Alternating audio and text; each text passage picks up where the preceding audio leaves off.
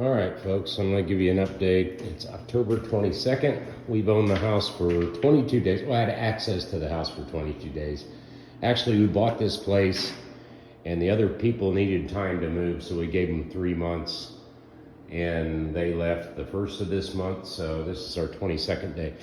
In here, I have my doors prepared, and you can see that little dot right there. That's where they had a knob in the wrong spot, so I'm trying to fix that. And since I'm painting it, I'm not worried about the color.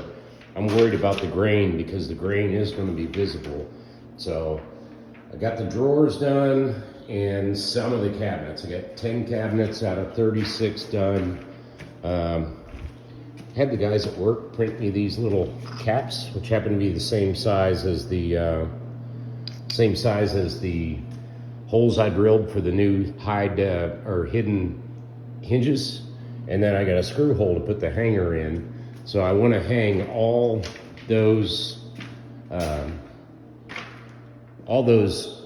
doors. Those haven't been done yet. All those in here. I've got 2 scaffolds, and 1 scaffold down here, 1 down there, and then I've got 20-foot walk boards, and I plan to hang every bit of that off there so I can get to the point where when I load up my airless, which I'm going to do the water base, the base coat. There's actually 2 primer or tinted primer base coats. I want to load that thing up one time, because cleaning the airless is a pain in the butt. An airless is awesome because the amount of work you can do with it is great, but the cleanup is kind of a pain in the butt. This room back here is normally the master, but it's going to end up being the drawer front and drawers and shelf painting area. All this is going to be the dry, like I'm going to paint. I'll have like a bench over here where I paint, and then I'll put it back over here to dry.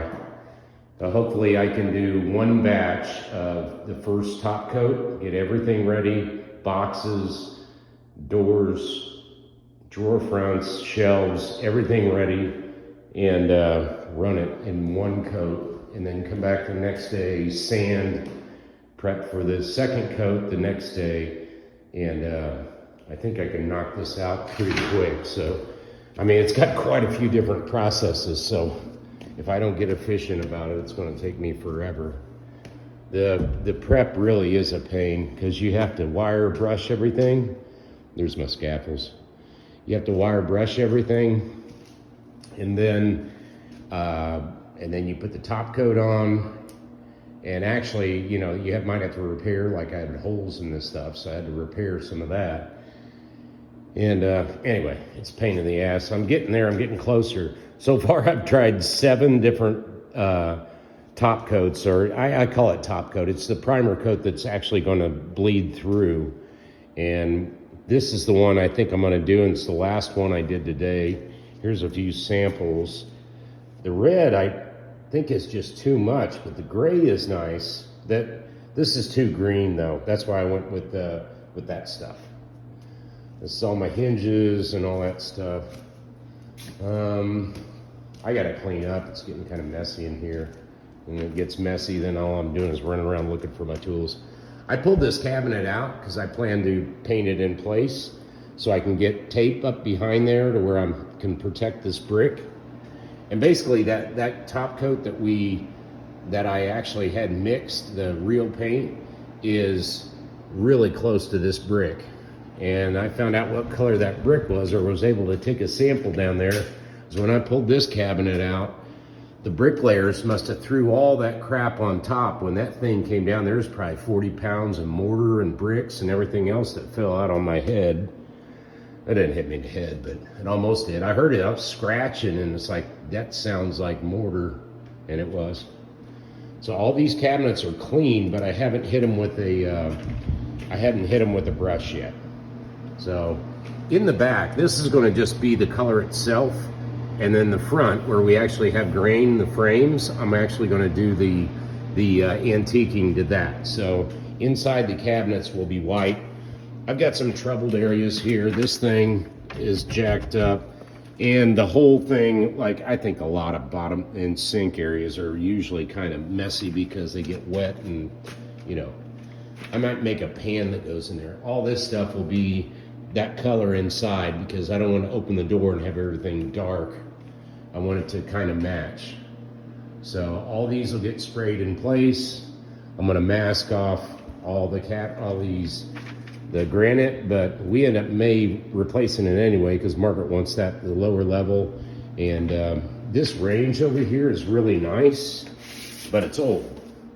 It's a downdraft, which is, they say they work really good. So I think I might get a newer downdraft and replace that. This oven is awesome.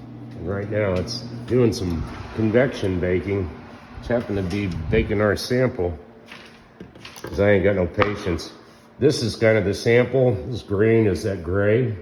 This color is the color we picked, which, yeah, it's actually that color, but it's got the gray on it. So when I sand it, that color will turn back to that. So we'll see how that goes. I think we've done enough baking for tonight, so I'm gonna cut this off. And I think that's almost a wrap on this. Got me a compressor, got me a HVLP. That compressor will handle 4 CFM at 90, or no, you need 4 or 3 CFM at 90 for a compressor to keep up, and this one does 4, so that's why I got this one. It should be a little bit above what we need. I don't want to have to stop and wait for the compressor to catch up. And the compressor, I'm only going to use it for the satin urethane clear that I put at the very end. There'll be 2 coats of that. So the 2 coats with this old rig, which I ain't even sure if it works still or not. I've got to get it checked out. And so it'll be 2 coats of the top coat, I'll call it, the color with that, and then 1 coat just rubbing it in with a rag and a brush to do the glazing, to get the different color in there, that gray, maybe a little bit of red. I'm still thinking about adding some red to it. And I'm running out of sample wood. That big old, that thing right there, I've been using pieces from it to kind of generate my samples. All those pieces you see used to be the light that was up there. It's kind of nice, it was big. But yeah, I'm not totally sure on the glazing, but I'm thinking the glazing won't happen before next weekend anyway. I just want to be thinking about it and getting closer. Next thing will be getting these stripped and figuring out what I'm going to do in this area and that column there, and then start trimming these windows out. The window trim is pretty much known.